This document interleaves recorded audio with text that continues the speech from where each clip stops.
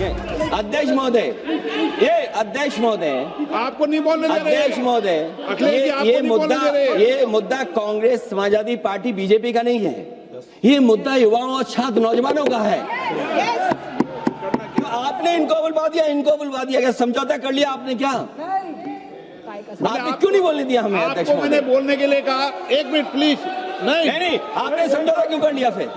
हम लोग का बात भी अखिलेश जी, नहीं, छात्र नौजवान क्या केवल? अखिलेश जी एक मिनट। नहीं अध्यक्ष महोदय, ये पक्ष ठीक नहीं है अध्यक्ष महोदय। ये युवा छात्र नौजवान हम सबके हैं, हम सब लड़ रहे हैं उनके लिए, हम सब लड़ रहे हैं उनके लिए। और जब छात्रों की नहीं सुनी जाएगी तो सड़कों पे आएंगे। और जो सरकार ने व्यवहार किया है, इस्तीफा तो क्या है? इस्तीफा तो जब चाहेंगे तब मंत्री ले लेंगे, सदन के बाद ले लेंगे। लेकिन सवाल ये, जो छात्रों के साथ व्यवहार हुआ है, उनके हाथ तोड़े, सर तोड़ा, उनके कपड़े फाड़े, क्या बेटियों के कपड़े फाड़ेंगे आप? हम और राहुल जी थे।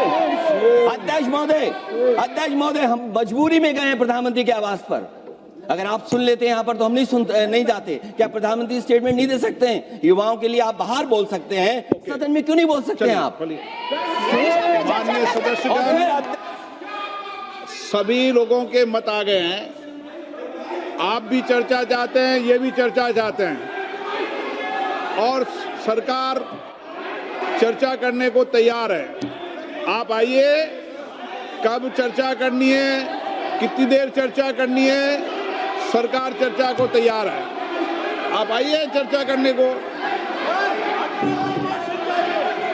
ऐसे गैलरी में बैठकर चर्चा नहीं होगी, चर्चा होगी। आप अपनी सीट पर बैठे, कितनी देर करनी है, किस नियम के तहत करिए, आप बैठिए। सरकार ने कहा है कि खुले मन से कहा, हम चर्चा को तैयार है, और सबका मत आ गया है। अब आपके आपस के विवाद को मैं सीट पे बैठ के नहीं मिटा सकता। सदन की कार्रवाई 2 बजे तक स्थगित की जाती है।